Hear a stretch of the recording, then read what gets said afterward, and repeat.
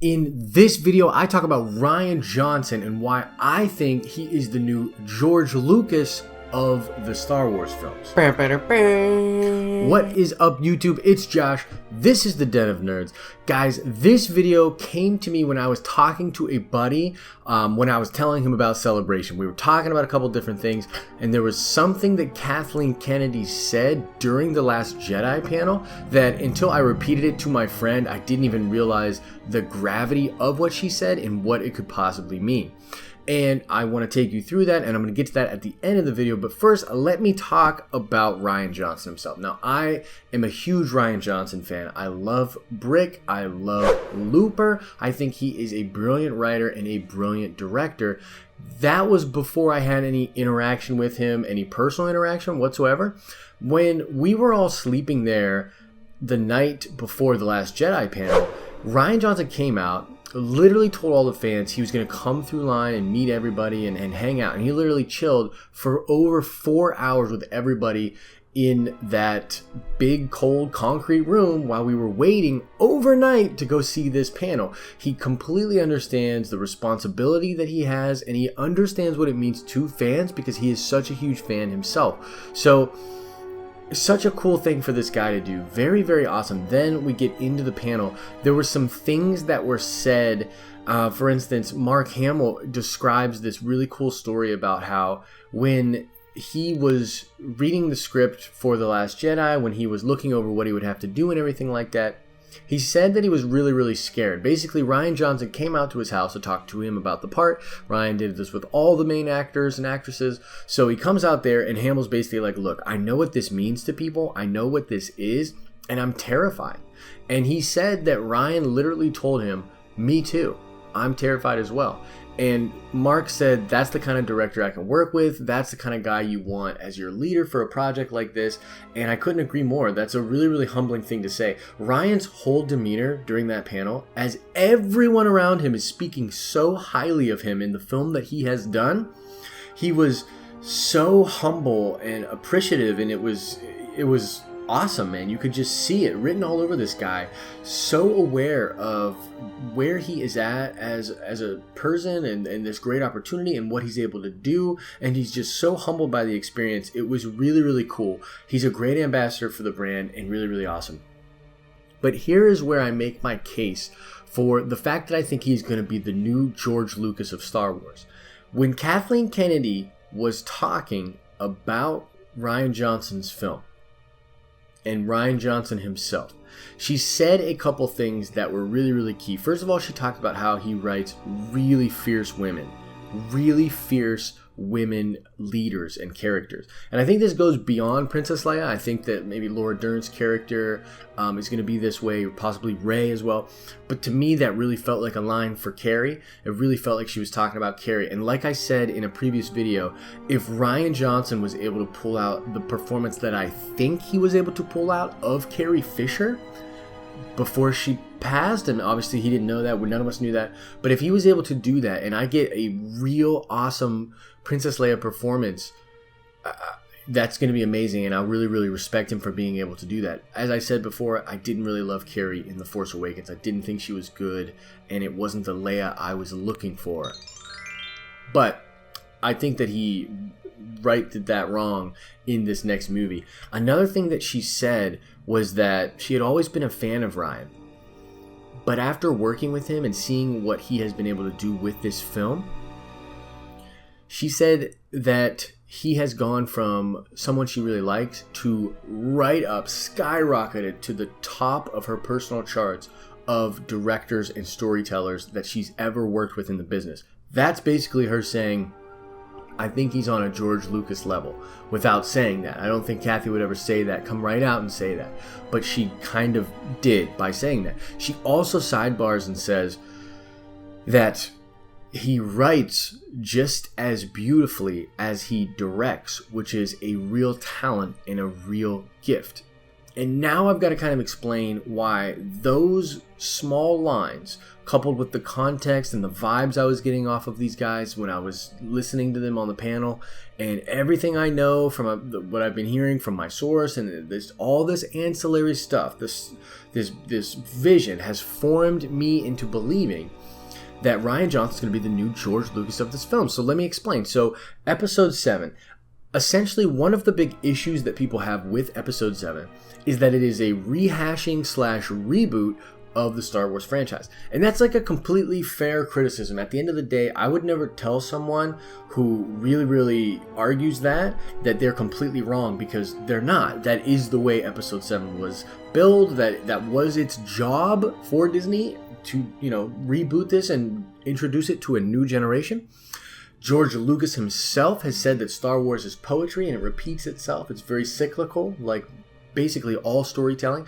So while I love The Force Awakens and I think it's a really good movie, I wouldn't argue with the people that were disappointed because it was a rehash, so to speak, or a reboot. It was. I just love that rehash and reboot, so I am okay with it. But at the end of the day, I think some of the interesting things that happened during production on that were that at first, the artists, concept artists, everybody that was involved with this film were given complete free reign. They had all sorts of story ideas.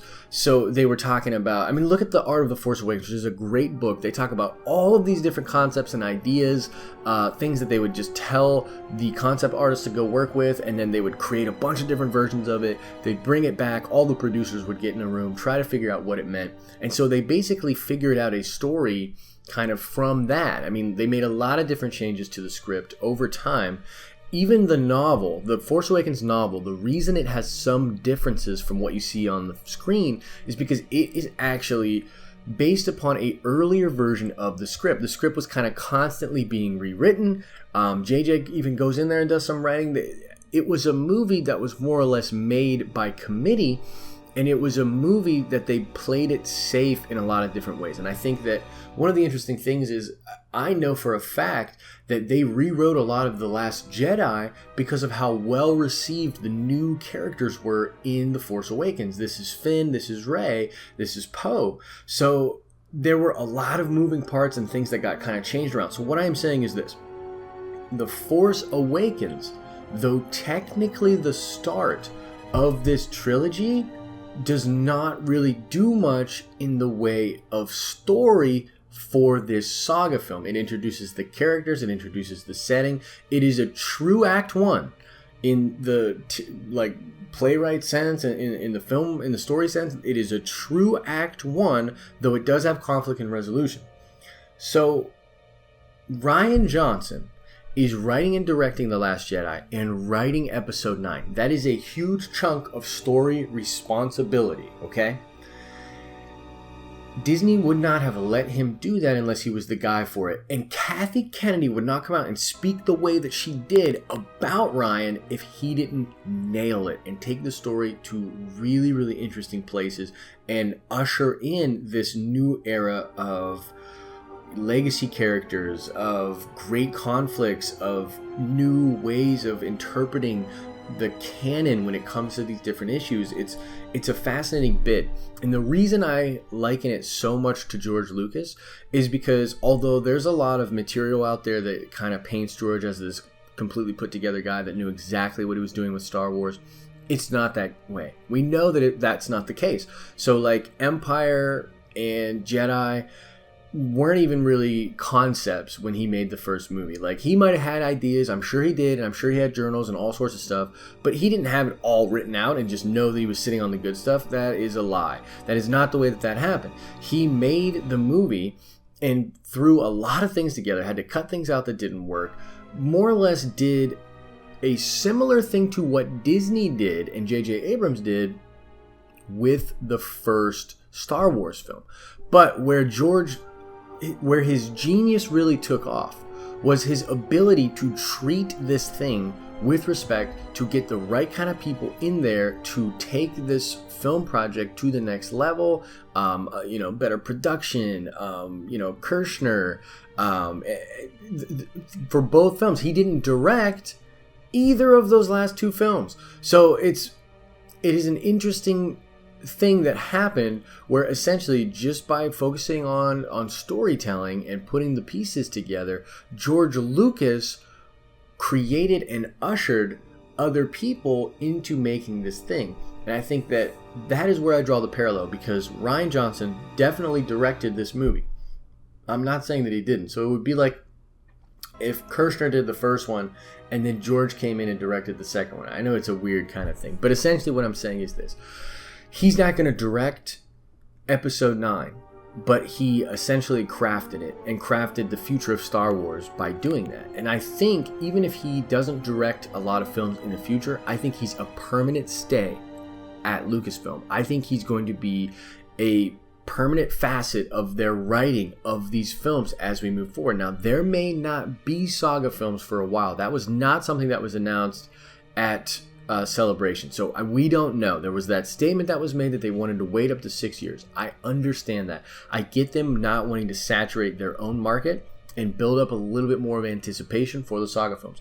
But what I am telling you is, I think this Rian Johnson guy not only delivered an amazing Star Wars film, which we are all going to enjoy this Christmas, but I think that the story he tells in 9, which Trevorrow will direct, is going to be just as much a Rian Johnson film as this one. And I think that he is now the George Lucas of at least this saga and maybe beyond it. And I'm excited, man. I think that the franchise is in really good hands. I'm very excited for The Last Jedi. So I just kind of wanted to drop this video out there. It's just a little like bonus thing, I guess, completely taken from just a couple lines that Kathleen Kennedy said and filled in by my peripheral knowledge from all these different things that's happened with The Last Jedi. But what do you guys think? First of all, are you excited for The Last Jedi?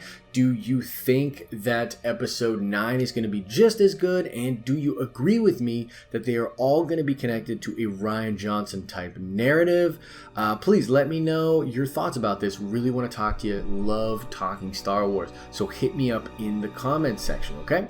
As I always say, I hope you're having an awesome and nerdy day. See ya!